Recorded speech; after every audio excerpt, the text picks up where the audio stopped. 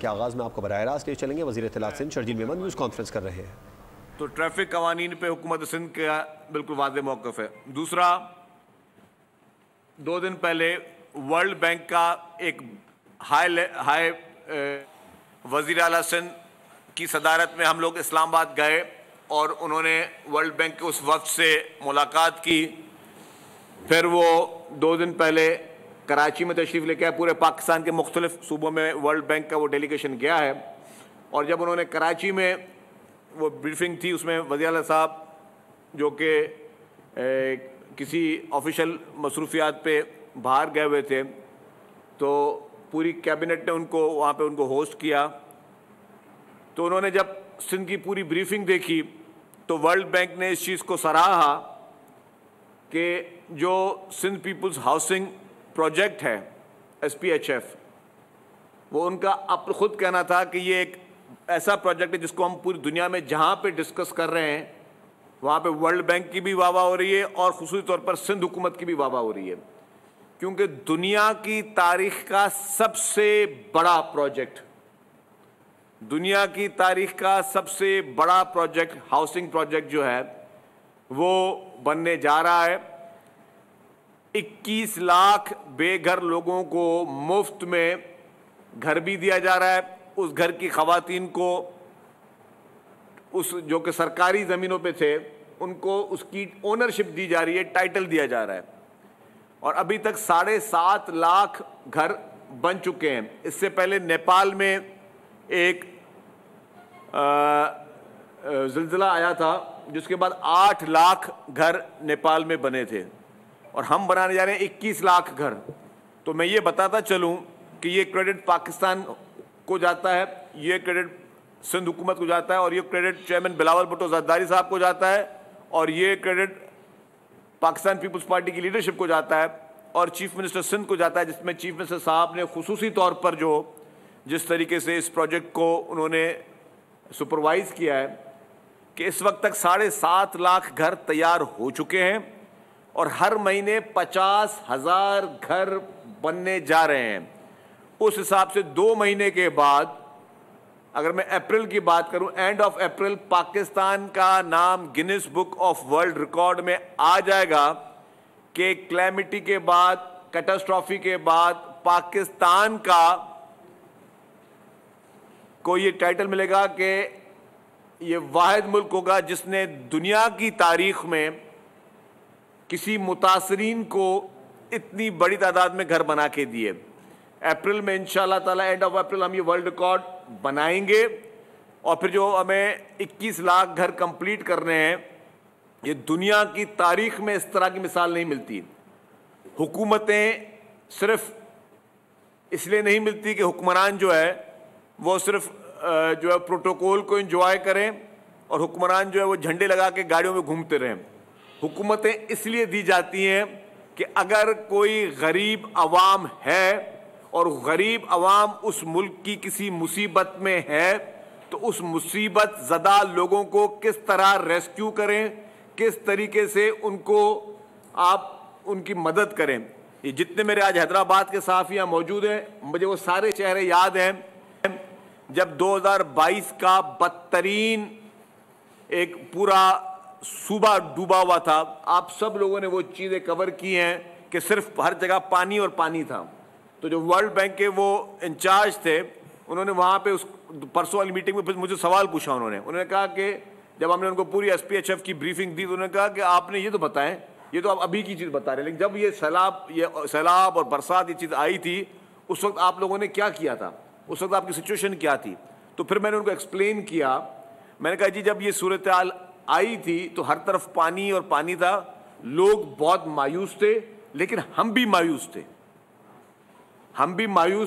हमने कहा अब क्या होगा जब करोड़ों की तादाद में लोग डूबे हुए हैं, तो इनकी हम मदद किस तरह कर सकेंगे। लेकिन चेयरमैन पाकिस्तान पीपल्स पार्टी बिलावल भुट्टो ज़रदारी साहब, प्रेसिडेंट आसिफ अली ज़रदारी साहब, मोहतरमा फरियाल तालपुर साहिबा, इन्होंने जिस तरीके से स्ट्रॉन्ग डिसीजन लिए और फिर चीफ मिनिस्टर साहब ने जिस तरीके से इस पूरी सूरत हाल में उन्होंने कहा कि हम सबकी मदद करेंगे। और ये पाकिस्तान क्या दुनिया की तारीख में पहली मरतबा था कि हमने कहा कि जी हम उनको जितने भी मुतासरीन हैं उनकी लकड़ियां जो हैं वो गीली थी, उनके पास खाना बनाने के लिए लकड़ी तक नहीं थी। अगर हम पहले राशन बैग देते तो राशन में बनाते कैसे? हमने फर्स्ट टाइम कुक्ड फूड फराहम किया। मुझे याद है इसकी शुरुआत हमने इस हल्के से की। ये अगर आपके दोस्त मेरे गवाह होंगे तो यहाँ से हमने अपनी एम्बुलेंस सर्विसेज में दे के हमने कहा गवर्नमेंट की जब मदद आएगी हमने खुद सबने अपनी मदद आपसे शुरू किया, देगे बना के हमने जो है लोगों के गांवों तक घरों तक बैठ के भेजी है हमने। तो ये था जज्बा खिदमत का। तो हमने वर्ल्ड बैंक के उस वक्त को बताया कि जी हमने पहले ये किया, फिर बहुत सारे इशूज़ थे। हमने टेंट्स लिए, टेंट सिटीज़ बनाए, सरकारी इमारतों में हमने लोगों को ठहराया, फिर वहाँ पे उनको मॉस्किटो नेट्स, मेडिकल टीमें, हेल्थ डिपार्टमेंट सब ने इतना प्रोएक्टिवली काम किया कि मतलब अगर किसी एनजीओ के हवाले किया जाता तो इतना मैन पावर किसी के पास नहीं आ सकता। लेकिन पाकिस्तान पीपल्स पार्टी की लीडरशिप ने, पीपल्स पार्टी के वर्कर्स ने, पीपल्स पार्टी के एमपीएस ने, पीपल्स पार्टी के एमएनएस ने जिस तरीके से वो काम किया, ये दुनिया की तारीख का बड़ा काम है।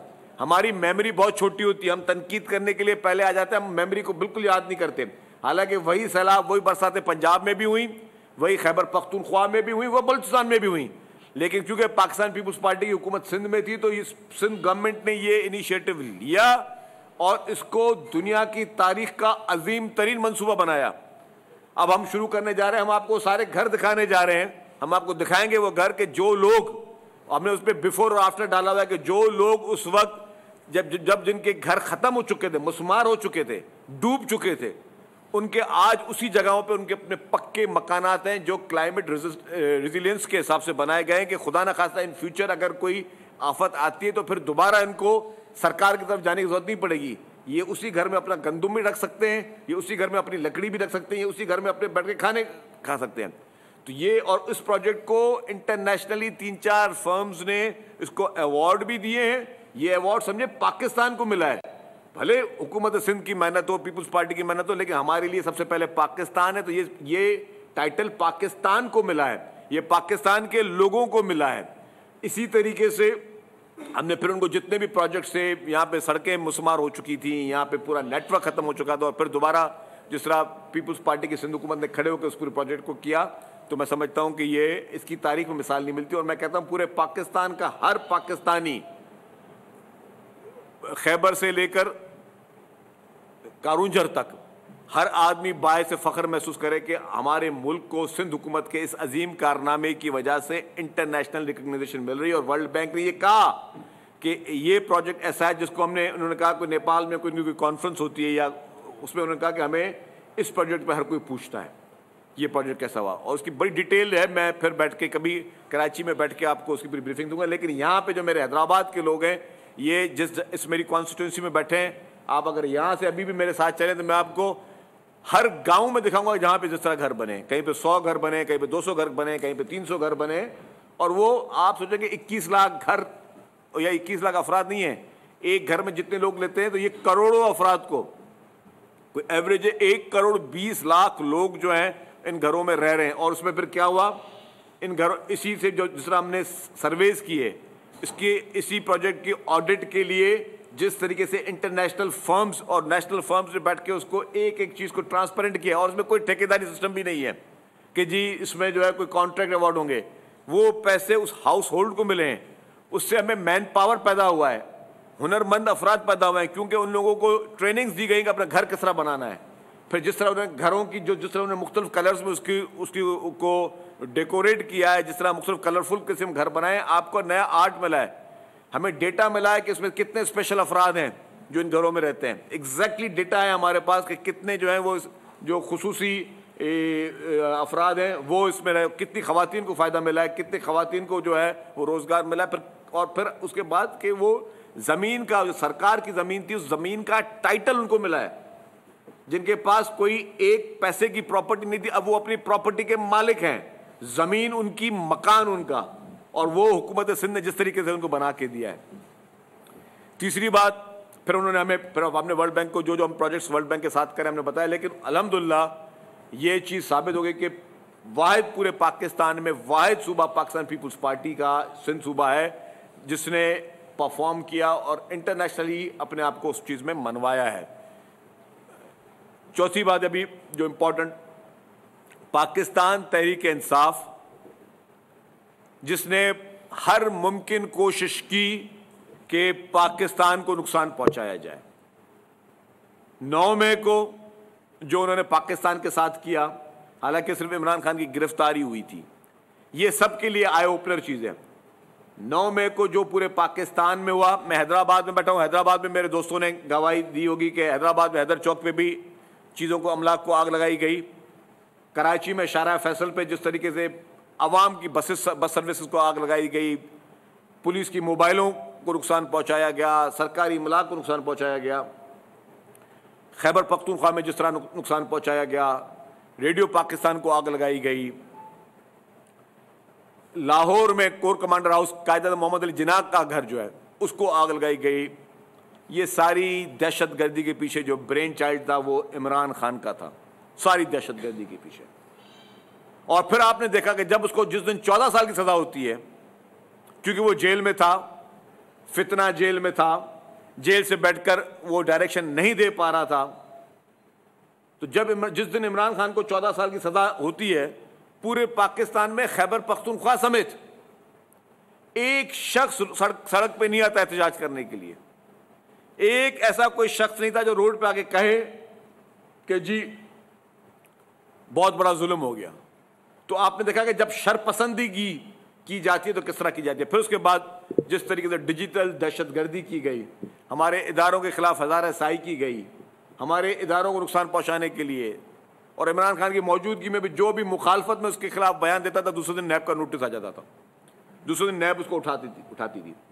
पीपुल्स पार्टी के रहनुमाओं को गिरफ्तार किया गया, इमरान खान की ख्वाहिश पे गिरफ्तार किया गया, मोहतरमा आसिफ अली जरदारी साहब को गिरफ्तार किया गया, मोहतरमा फरियाल तालपुर साहब को गिरफ्तार किया गया, खुर्शीद शाह साहब को गिरफ्तार किया गया, आगा सिराज दुरानी साहब को गिरफ्तार किया गया, हम समेत काफ़ी लोगों पर मुकदमे बनाए गए। और ये सारी चीज़ें इमरान खान के इमा पे हुई कि जो बोलता था दूसरे दिन वो जेल में जाता था। PMLN की लीडरशिप को गिरफ्तार किया गया।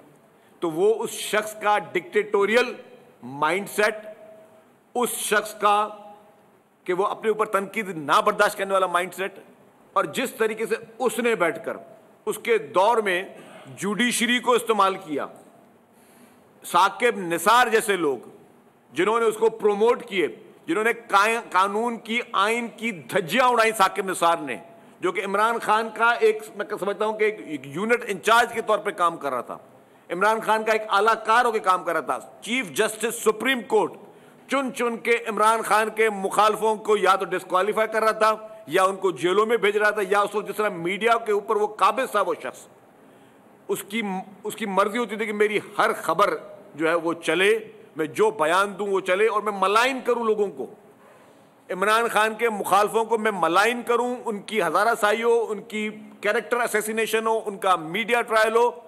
उसका अलाकार साकिब निसार जैसा बदबख्त शख्स बना, जिसने अदालतों को और कानून को की धज्जियां उड़ाई।